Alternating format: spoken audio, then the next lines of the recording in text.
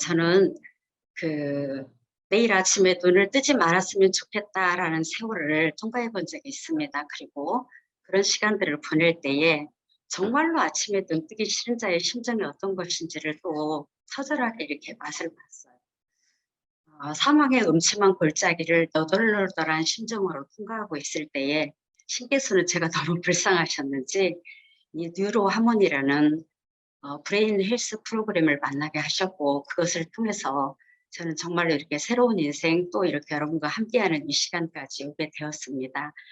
이제 세 분의 사례를 통해서 여러분과 함께 나눔을 해볼 것인데요. 첫 번째는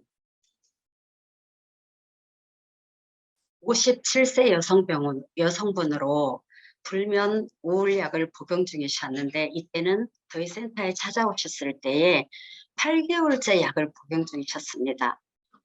그런데 처음 찾아오셨을 때 BQ를 찍은 상태가 지금 자기 조절 능력을 먼저 보자면 휴식이 15, 주의력이 18, 집중력이 20입니다. 100분율로 나누어 볼 때 33, 33, 33이면 좋겠지만 그런 점수는 잘 없잖아요. 28, 25, 25면 가장 적절할 것인데 가장 높아야 할 휴식 점수가 지금 15점입니다. 이 15점은 미니멈으로 따져도 약 10점 정도가 낮은 것이거든요. 그런데 우리가 여기서 더 주목해서 봐야 할 상황이 무엇이냐면 휴식과 주의력 점수의 초반의 조절 상태를 한번 봐주시기 바랍니다. 이 상태인데 휴식 상태가 초반에 잘 만들어지지 않고 있어요. 그리고 또 주의력 상태도 초반에 잘 만들어지지 않고 있습니다. 이것은 무슨 뜻이냐면 휴식 상태는 좌뇌, 우뇌가 눈을 감았을 때 가장 최적화된 상태로 안정적이면서 알파파만 맑게 뜨는 그런 상태가 유지가 되어야 되거든요. 그런데 초반에 뜨지 않고 있다는 것은 쉬어야 할 때, 또 자야 할 때 이때가 잘 조절이 되지 않고 있는 상태를 의미하는 것이고, 또 저전력 상태가 이렇게 초반에 뜨지 않고 있다는 것은, 주의력 상태가 초반에 뜨지 않고 있다는 것은 우리가 어떤 재미있는 얘기를 들었을 때 누군가는 다 깔깔깔대고 막 웃고 있는데 나만 못 알아듣고 왜 웃어? 사람들이 왜 웃는데 뭐야? 이렇게 하는 케이스 있죠.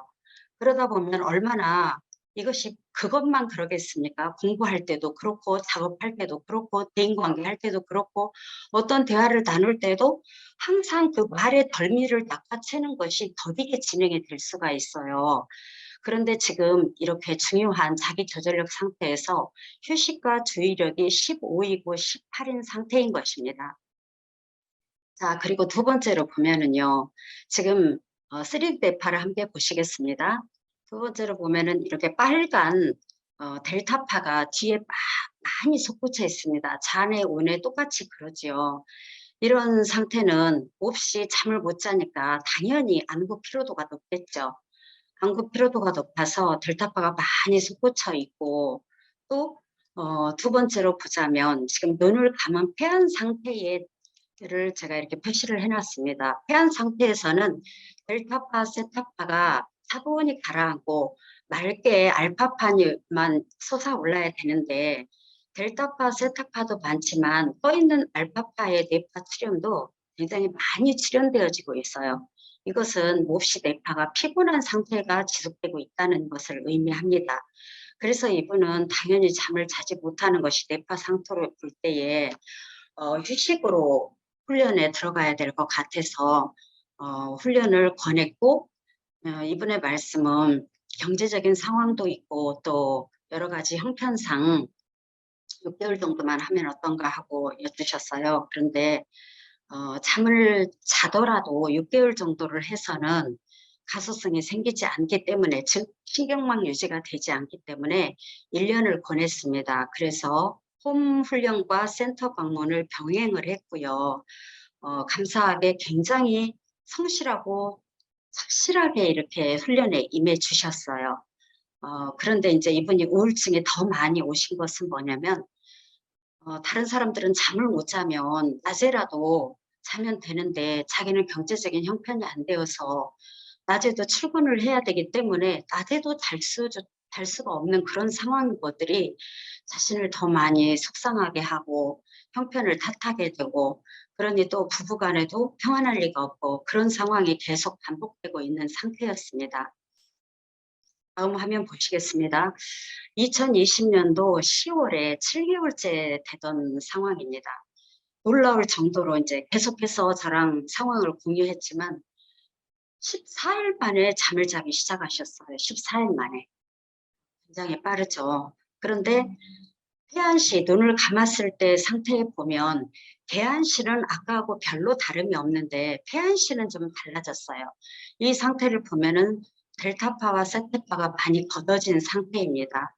그래서 잠을 자기 시작했고 대번에 수면제를 끊을 수가 없더래요. 겁이 나서. 그래서 격일대로 수면제는 복용을 하고 점점 잠에 드는 것이 불편함이 없어지니까 한 달 후에는 완전히 수면제와 우울제를 함께 우울증 약을 함께 끊었다고 합니다.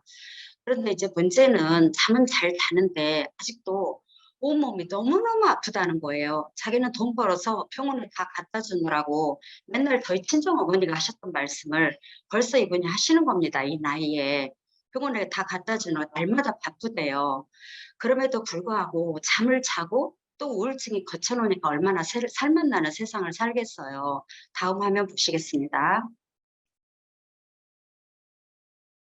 19개월째 훈련한 것입니다.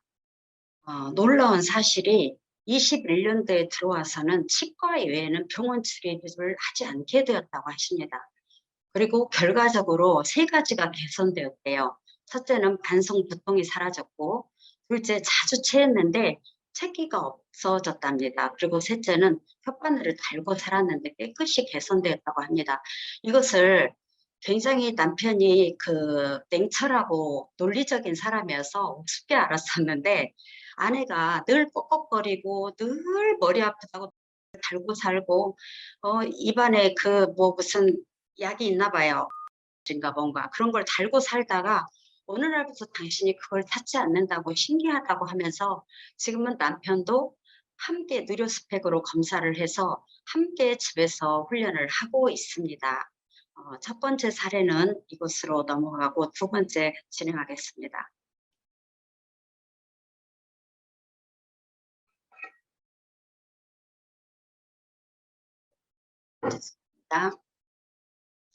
이것은 71세의 남성분으로 3년 전에 뇌졸중으로 쓰러지셨는데 정말 저명하신 미대 교수십니다. 거동이 불편하셔서 제가 댁으로 가서 비교 촬영을 했고요. 찍어본 결과 이런 상태가 나왔어요. 그런데 이제 이것은 전형적인 노인의 뇌파잖아요. 베타파와 세타파가 오판처럼 형성이 되었고 평평합니다.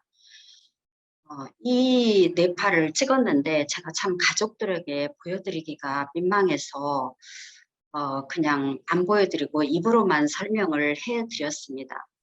근데 이제 이분들은 그동안 오랫동안 재활치료도 하고 또 여러 가지로 많이 개선도 되시고는 하셨지만 지금 이 훈련을 시작하신 것은 무엇을 크게 바라고 하신 것이 아니라 더 나빠지지 않고 조금이라도 개선될 수 있는 희망이 있는가 해서 지인의 소개로 저를 부르셨고 시작을 하게 되었어요.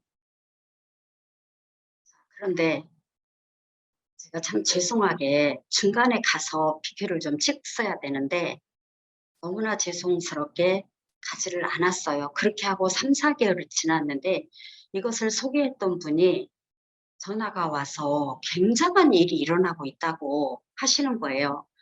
그러면서 여기 뇌파 센터를 그해 여름에 5월 달부터 사실 시작을 하셨는데 여름에 오셨어요. 여름 휴가 때 걸어서 오셨습니다. 지팡이 없이 부축도 없이 아내분과 따님과 함께 여름에 오셨어요. 굉장히 열심히 하신 거예요. 다음 화면 보시겠습니다.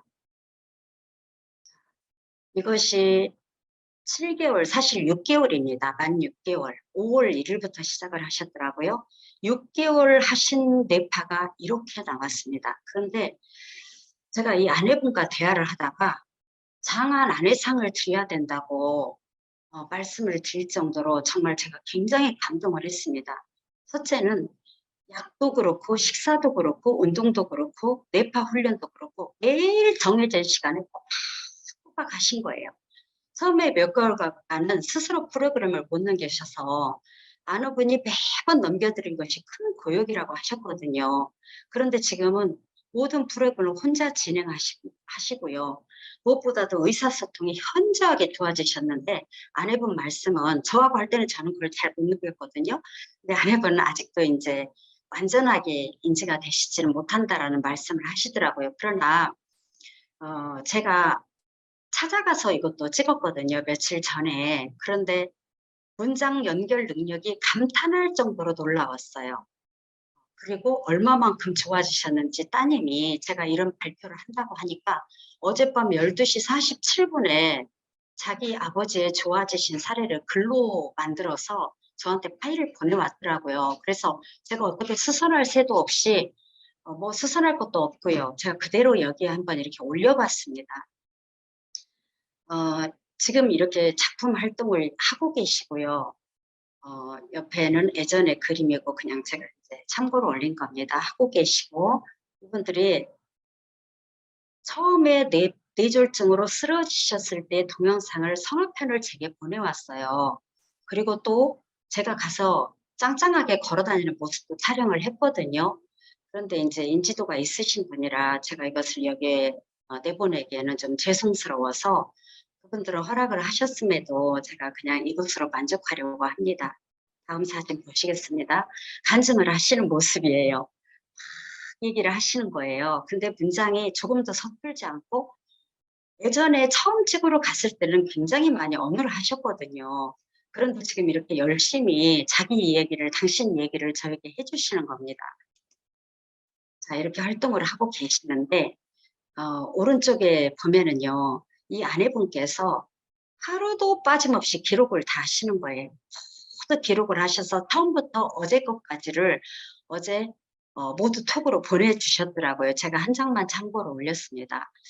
그래서 참 누군가가 한 사람이 일어나는 데는 이렇게 피나는 헌신의 대가를 치르는 분이 계시는구나 하는 생각을 또 하게 되었습니다. 지금 여러분이 보시다시피 손 놓고 있는 상태나 앉아 계시는 자세가 매우 자연스럽잖아요. 자, 여러분 간단하게 눈으로 한번 이렇게 보시겠어요? 어젯밤 12시 47분에 오신 그 내용들이에요. 2019년 요양병원에서 입원하여 재활 치료를 받으셨고 인지 능력이 상태가 5% 정도였다고 했습니다. 퇴원하실 당시에. 그다음에 보시겠습니다. 머릿속에서 생각하시는 단어하고 막상 말씀하시는 단어는 전혀 달랐고 앞뒤가 안 맞는 말씀을 계속 하시는데 예전 일을 기억하는 건 고사하고 좀 전의 일도 전혀 기억하시지 못했습니다. 이제 따님의 글입니다. 그런데 2021년 5월경부터 브레인헬스를 시작하셨는데 일주일에 평일 5일간 오전 8시 반부터 꾸준히 집에서 훈련을 받으셨습니다. 처음 훈련 받으셨을 때는 훈련 내내 옆에 어머니가 앉아 계셔서 4, 5분가량의 한 과정이 끝날 때마다 정리하고 다음 과정을 시작하는 걸 도와주셨다고 이렇게 이제 쭉 나오셨어요. 그런데 지금은 한 번만 말해도 80% 정도를 알아들으시고요. 화장실이나 방에서 나오실 때 문을 다 닫고 나오시고 전등 스위치 끄시고 이런 소파 위에 올린다든지 청소기 지나가는 길에 방해되지 않으시려고 의자를 소파 위에 올리신다든지 한쪽으로 옮겨 놓거나 하십니다. 그리고 또 여기 미세먼지가 없고 날씨가 이런 얘기를 쭉 하셨어요. 정말로 지금 이분들은 얼마나 이 상황들에 대해서 본인들이 아니면 이 느낌은 우리는 정말 당사자가 아니고서는 전혀 짐작도 못할 것 같아요, 이런 느낌들을. 그러니까 그 아내분도 그렇고 막 제가 이 임상을 발표한다니까 도우려고 얼마나 애를 쓰시는지 몰라요. 온갖 종류의 사진을 다 보내주시고 국전에 입상한 그 사진도 그림도 보여해 주시고 사진으로 하면서 정말 이렇게 너무나 고맙게 지금 이러한 일들을 막 알리고 싶은 그런 심정으로 이렇게 가득해 계십니다. 자, 마지막 분을 발표하겠습니다. 9살 여자 어린이고 이모가 집에 오셨다가 아무래도 조카가 ADHD 같다고 이렇게 하면서 굉장히 많이 놀래서 딸의 엄마에게 이런 프로그램이 있다고 하는데 한번 해 보라고 인제 제안을 한 것입니다.